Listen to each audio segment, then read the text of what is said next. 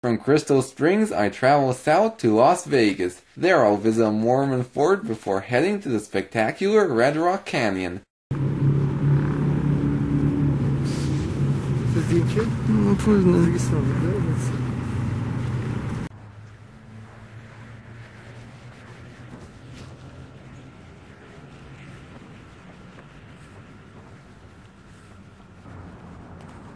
With its elaborate fountains and neon lights, it's difficult to believe that the area that's now Las Vegas was once a barren desert. All that changed in 1855 when a group of Mormon missionaries built a small adobe fort along a small spring-fed creek. Despite its name, it was more of a way station than a fort. So during the course of the Utah War in 1857 and 58, the Mormons temporarily abandoned it. Then in 1860, just before the outbreak of the Civil War, a small army was stationed here to protect settlers. Then in 1865, the fort was occupied by a local politician and miner named Octavius Gass, who named this area Rancho Las Vegas. In 1902, it was purchased by a wealthy railroad tycoon who renamed the area Las Vegas. Now, this building you see behind me is actually the only original building that remains of the fort. The rest of what you see has all been reconstructed.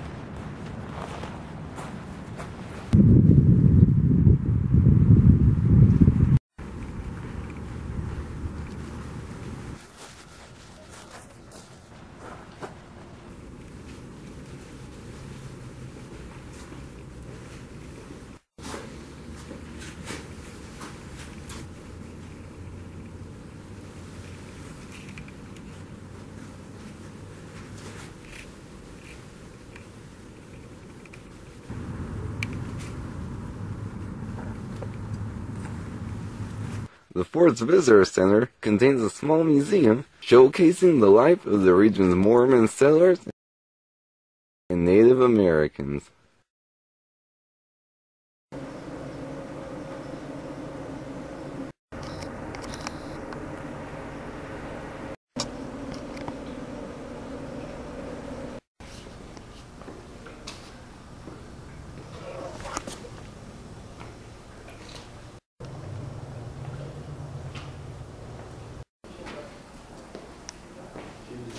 The area around the fort would eventually grow into a city of mobsters and musicians, and eventually become the sex, gambling, and party capital of the world. I don't think it's quite what the Mormons had in mind.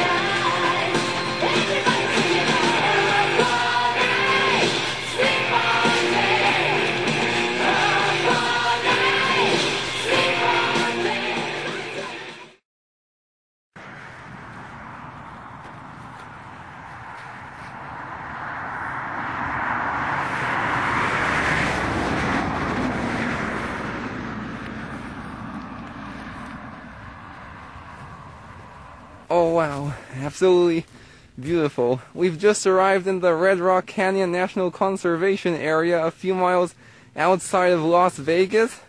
Behind me you can see these beautiful red rock formations, and all around me you can see these spectacular Joshua trees. These are actually some of my favorite plants on Earth.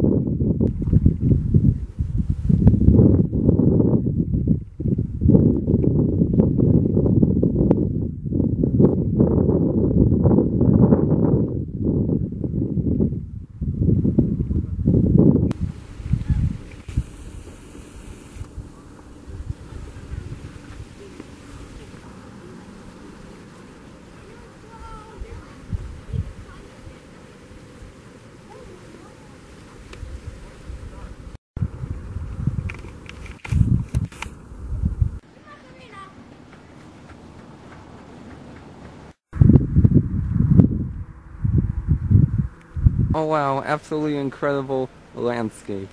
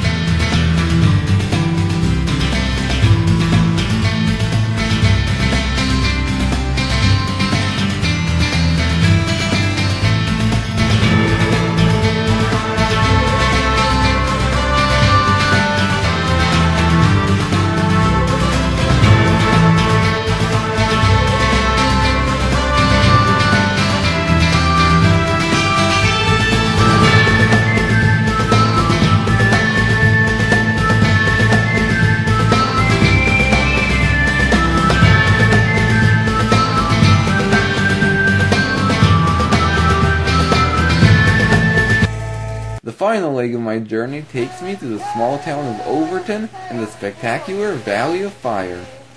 Overton's main attraction is the Lost City Museum, constructed in 1935 by the Civilian Conservation Corps as a place to house Native American artifacts that would have been lost during the construction of the Hoover Dam.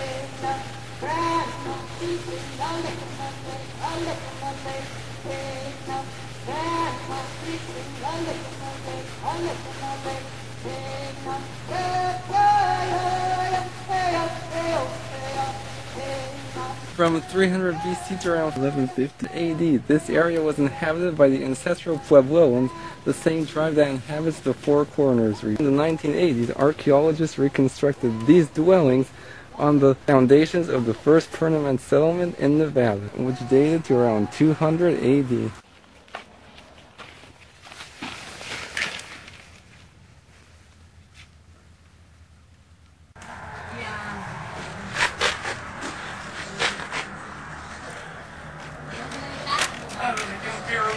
Oh my god, these must have been tiny people. Oh, okay.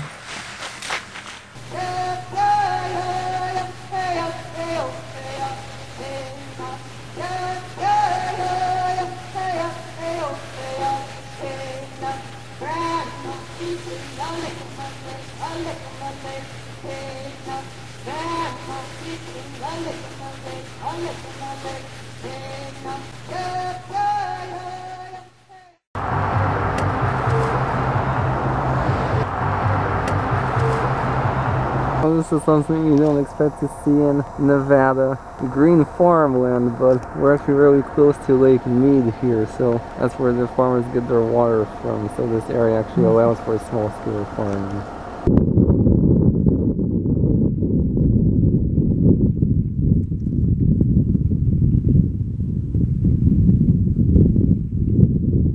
Oh wow, absolutely incredible. This spectacular landscape you see behind me is part of the Valley of Fire State Park. Is the oldest state park in Nevada, established in 1935. And you have no idea how excited I am to be here right now. This is a place I've been trying to get to for nearly 10 years, and finally I'm here. Absolutely incredible. And if you look around me, it's pretty easy to see why they call this place the Valley of Fire. These spectacular formations you see behind me are called the beehives. It's pretty easy to see why.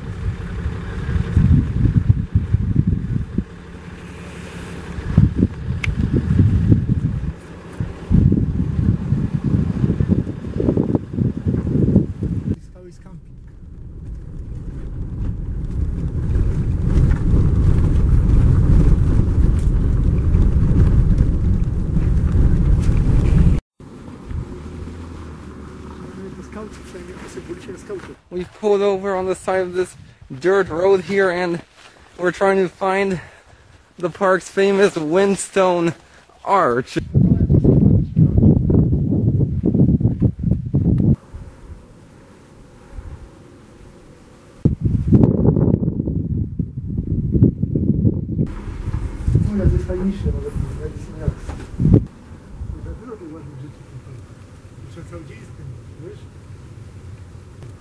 Yeah, really interesting geology. These sandstone rocks have these large holes in them.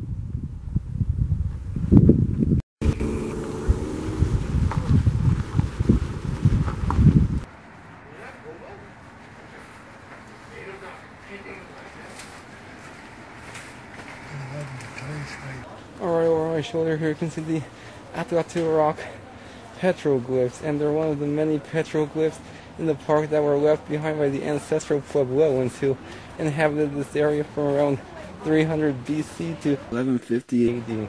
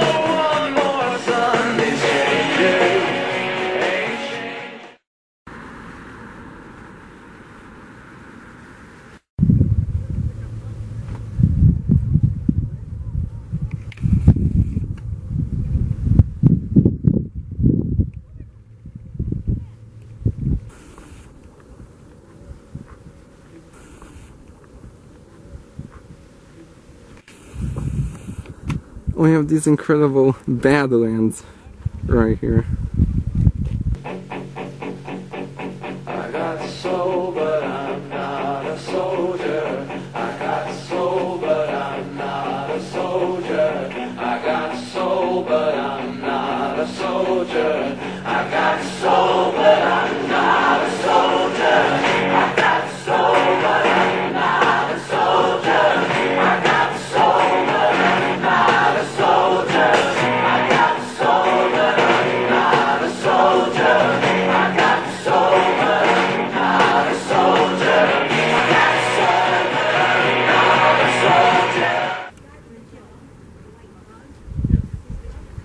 those structures we see right there are the cabins, and they were built in 1935 by the Civilian Conservation Corps as a refuge for tourists visiting the park. Just over my shoulder here you can see the park's famous Elephant Rock. It's very easy to see why it's called that. I have to say, this has been a truly fascinating journey. From the waterfalls of Idaho to the Red Rock Canyons of Nevada, this journey surprised me on every turn. It is one that certainly didn't disappoint and made me develop a new love and appreciation for two of the most underrated states in the country, and made me realize just how much of this great nation I still have left to explore.